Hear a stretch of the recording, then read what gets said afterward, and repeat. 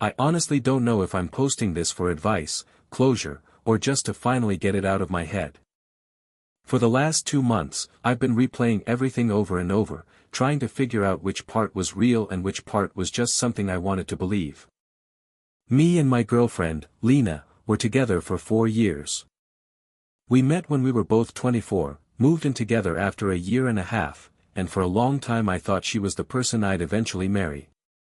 We weren't perfect, but we were solid. Or at least that's what I told myself. She was funny in a dry, sarcastic way, and she had this habit of making even boring errands feel entertaining. Grocery shopping with her somehow turned into stand-up comedy. Road trips with her felt easy. Even quiet nights at home felt good. We had routines. Friday takeout, Sunday cleaning, random late-night drives when one of us couldn't sleep.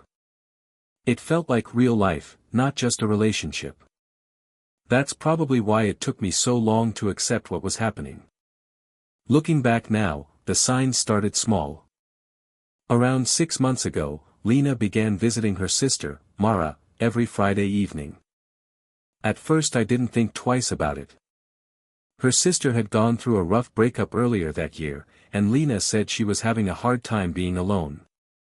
So every Friday after work, Lena would bring a bottle of wine or takeout and go spend a few hours with her.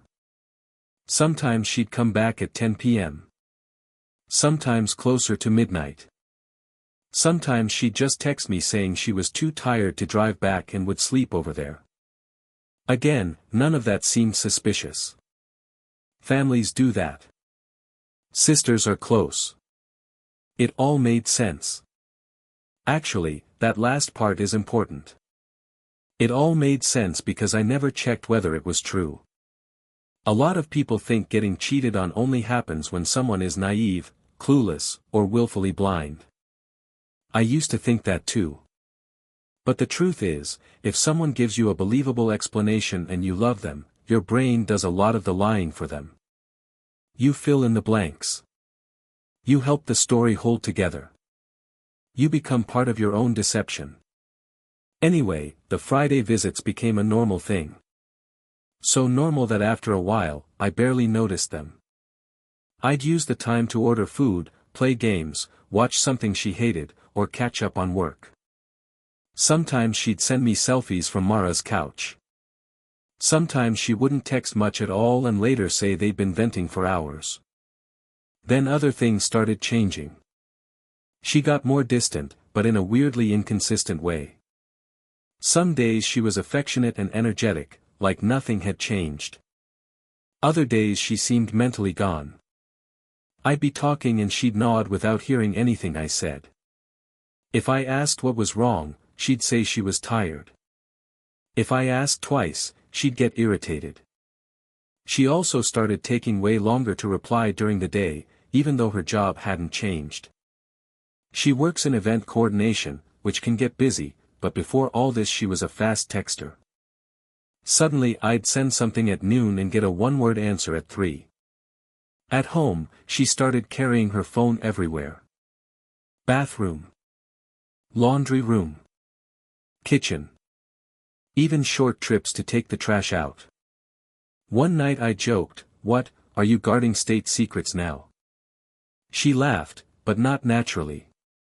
It was one of those laughs people use when they want you to stop noticing something. I should probably mention this too. I wasn't some jealous, hyper-controlling boyfriend. I never checked her phone, never tracked her location, never told her who she could hang out with. If anything, I was probably too trusting. I thought giving someone freedom was part of loving them properly. Then came the canceled plans. We were supposed to go away for a weekend in October, just a small cabin trip we'd been talking about for months. 2 days before, she told me Mara was having a breakdown and she couldn't leave town. She said she felt awful, said we'd reschedule, said family had to come first. I was disappointed, but I understood. Or at least I pretended to. Because if I'm being honest, by that point there was already a small voice in my head asking questions I didn't want to hear. The thing that really started messing with me happened 3 Fridays in a row. The first Friday, she told me she was going to Mara's and kissed me goodbye like normal. Around 9:30, I realized she'd left her tablet on the coffee table. It lit up with a message preview from a contact saved as Nina Work. The message said, "Can't wait to see you again tonight." I stared at it for a long time. Then I did what every person in denial does when handed a giant red flag. I explained it away. Maybe it was for a work event. Maybe Nina was gay. Maybe it was a girls' night and the wording just looked bad. Maybe I was being ridiculous. When Lena came home around 11:45, I asked casually how Mara was doing. She sighed and said, "Still a mess." Then she saw the tablet and froze for maybe half a second before picking it up. That tiny pause haunted me. The next Friday, she left again around 6 p.m. Around 8, I texted Mara directly for the first time in months. I kept it simple. "Hey, hope you're doing okay. Lena says you've had a rough few weeks." Mara replied almost immediately. "That's sweet. I'm okay though. Busy, but okay." Why? I remember reading that text 3 times because my brain wouldn't process it. I felt this weird drop in my stomach, like missing a stair in the dark. I didn't respond right away. A minute later, Mara sent another message. "Did Lena say something happened?" I typed, deleted, typed again, then finally wrote. "No, probably just me mixing things up. All good." That entire night, I sat in the living room with the TV on mute. I didn't call Lena. I didn't confront her when she came home. I just watched her walk in carrying a takeout bag and talking about traffic like everything was normal. I don't know why I stayed quiet. Maybe because saying it out loud would make it real. Maybe because I wanted one more chance for some innocent explanation to appear. Maybe because I was scared of hearing the truth. The third Friday was when everything blew up. That morning, Lena told me she'd probably stay overnight at Mara's because they were planning a sister reset night with wine, face masks, and bad movies. She said it with such confidence that for a second I almost questioned whether I'd somehow misunderstood Mara's text. After she left, I did something I'm not proud of. I checked our shared Uber account. We used the same one because it was easier for splitting rides when we went out together. She almost never used it, which is why I hadn't thought about it before. There was a ride from the previous Friday. Pickup. Near her office. Drop off. A boutique hotel downtown. Not Mara's neighborhood. Not even close. I actually felt my hands go numb. Then I checked older rides. 3 more Friday trips to the same hotel over the last month. No return rides, which meant either someone else drove her back or she left another way. At that point I knew. Maybe not every detail, but enough. Still, I wanted proof before confrontation. Real proof. Not something she could talk her way around. So I drove to the hotel. Even now, that sounds insane to me. I'm not that guy. I'm not dramatic, impulsive, or the type to stake out parking lots. But betrayal changes you fast. It strips dignity right out of you and replaces it with this desperate need to stop feeling crazy. I got there around 8:20 and parked across the street. For almost an hour, nothing happened. I nearly left twice. I kept thinking I was making a fool of myself, that maybe she was there for some work thing, that maybe I was turning one lie into a whole fantasy because I was insecure. Then at 9:11, I saw her. She stepped out of a black SUV. And she wasn't alone. The driver got out too. A guy, maybe early 30s, tall, dressed too well for just a friend, with the kind of polished confidence that made me hate him instantly.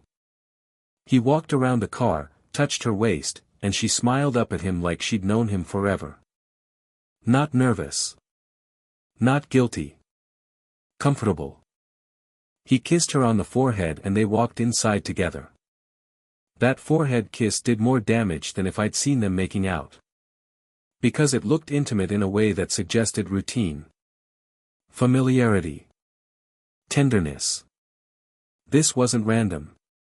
This was established. I don't remember driving home. I just remember sitting in our apartment in complete silence, staring at the wall until almost 1 a.m. She texted me around 11:40. Staying at Mara's. Love you. I read that message maybe 20 times. Love you. There is something uniquely cruel about those words when they're sent in the middle of a lie. The next morning, I responded. Hope you guys had fun. She came home around noon holding coffee and acting exhausted but cheerful. She kissed my cheek and started telling me some fake story about Mara crying over her ex again. And I just looked at her. Really looked at her. The person in front of me had my girlfriend's voice, my girlfriend's face, my girlfriend's habits. But suddenly she felt like a stranger wearing a familiar body. I said, "How long have you been sleeping with him?" Everything stopped. No movie scene can really capture that moment. It's too quiet. Too human. Too ugly. The coffee cup shook in her hand just slightly. Then she said, "What are you talking about?" I laughed. Not because anything was funny, but because the lie was so immediate, so automatic, that it almost impressed me. I said, "Don't do that. Don't insult me by making me drag the truth out of you." She started crying almost instantly. That's when I knew I was right. If she were innocent, she'd be angry. Confused. Indignant. Not crying like someone whose script had just fallen apart. I told her about Mara's text. The Uber rides. The hotel. Watching her go inside with him. She sank onto the couch and covered her face.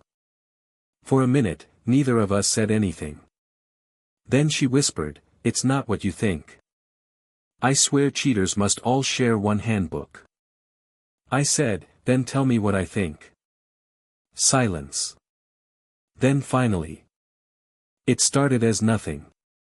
Which is apparently how all disasters begin. Piece by piece, the story came out. The guy's name was Adrian. He was a vendor she'd met through work 6 months earlier. They started texting about events, then joking, then venting, then flirting.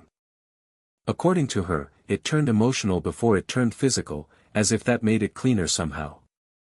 The first time they hooked up was, of course, on a Friday. She used Mara as an excuse because it was easy. Because I'd never questioned family. Because I trusted her. That part hit especially hard. Not just that she lied, but that she specifically chose the explanation she knew I'd respect most. I asked how many times. She said, "A few." I said, "How many?" She wouldn't answer. That was answer enough. Then I asked the question that had been burning in my throat since the hotel. "Do you love him?" She started crying harder and said, "I don't know." That sentence did something to me. Because finding out your partner cheated is one kind of pain. Finding out they had enough feelings for another person that they can't even immediately deny loving them. That's a different level entirely. I told her to leave. At first she refused. She said we needed to talk, that we shouldn't make decisions while emotional, that she was confused and had been unhappy for a while. Unhappy. That word always shows up after betrayal, doesn't it? Not before. Not when honesty could still save something. Only after. I told her confusion didn't give her permission to build a second relationship behind my back. I told her if she'd been unhappy, she should have said it before dragging me through months of humiliation I didn't even know I was living in. She packed a bag and went to stay with a friend. For the next week, my phone turned into a war zone. Long apology texts. Voice notes. Missed calls. Emails. One message said she never meant to hurt me. Another said she had lost herself. Another said Adrian was over and she chose me. That one made me furious. Chose me? After months of lies? After hotel rooms and fake sleepovers and love you texts sent from another man's bed? That's not choosing me. That's trying not to lose your backup plan. A few days later, Mara called me. Apparently Lena had finally confessed everything to her because she was panicking that I might hate Mara too. Mara was horrified. Genuinely. She kept apologizing for being used as cover and said if she'd known even a fraction of what was happening, she would have exposed it immediately. I believed her. She sounded sick. Then she told me something I didn't know. Adrian was married. Of course he was. I felt almost nothing hearing that, which surprised me. I think by that point I'd run out of new ways to be disgusted. Mara asked if I was going to tell Adrian's wife. I said I didn't know. Truthfully, I did know. I just hadn't built up the nerve. Telling a stranger that their life is a lie feels monstrous, even when it's the right thing. In the end, I found her on Facebook. Her profile picture was the two of them at some beach, smiling like a toothpaste commercial. I almost closed the app. Instead, I sent a short message. No speeches. No rage. Just facts, dates, and an offer to provide proof. She replied the next day. She already suspected. Apparently Adrian had also developed a pattern of being busy on Fridays. That conversation messed me up more than I expected. There's something surreal about comparing betrayal timelines with another person who has never met you yet suddenly understands your pain with awful precision. Between the two of us, we figured out the affair had likely been going on for at least 5 months physically and even longer emotionally. 5 months. Nearly half a year of lies built so casually into my routine that Friday nights had basically become scheduled deception. What really broke me wasn't even the sex. I know that sounds strange, but it's true. It was the ritual of it. The planning. The repeated choice. The way she'd stand in our apartment, tell me she was helping her sister, kiss me goodbye, and walk out to go be with someone else. That level of calm dishonesty is hard to reconcile with the person you thought you knew. About 2 weeks later, Lena asked to meet in person. I shouldn't have, but I did. We met at a coffee shop because neither of us wanted the intimacy of the apartment. She looked terrible, which would have satisfied a pettier version of me, except mostly it just made me tired. She cried, apologized, said therapy had made her realize she was self-destructive and emotionally avoidant. She said Adrian made her feel seen at a time when she felt disconnected from her own life. I asked if she ever planned to tell me. She looked down and said, I thought I could end it before it got that far. That sentence told me everything. Not that she regretted betraying me. That she regretted getting caught before she could manage the ending on her terms. Then she asked if there was any chance at all that, with enough time, we could rebuild. And this is the part one keep thinking about, because my answer came so easily. I said, even if I forgave you, I'd never trust the version of reality you hand me again. She started crying again, but I was done. That was the last real conversation we had. She moved out fully the following month. We split the furniture in the dumb, depressing way couples do after they detonate their own lives. She took the bookshelf, the air fryer, half the plates, the lamp her mom bought us, and all the versions of herself I thought were real. It's been 8 months now. People always ask if I'm better, and I never know how to answer that. Better than the day I found out? Definitely. Better than the first week, when I couldn't eat and every Friday made my chest tighten? Yes. But betrayal changes the architecture of your mind for a while. You become suspicious of patterns. Protective of peace. Less willing to confuse comfort with truth. For months, every time someone told me trust your gut, I got angry. My gut had tried. I was the one who kept overruling it with love, logic, and optimism. Now I think the real lesson is uglier but more useful. When someone wants to deceive you, they usually won't do it with dramatic mistakes. They do it with believable routines. Familiar excuses. Repeated stories that become normal because repetition itself starts to feel like proof. That's what happened to me. It wasn't one giant obvious sign. It was Friday. Over and over and over, until Friday stopped meaning what I thought it meant. And honestly, that's the part that still hurts the most. Not just that she cheated, but that she turned an ordinary part of my life into a long-running lie and expected me to keep loving her inside it.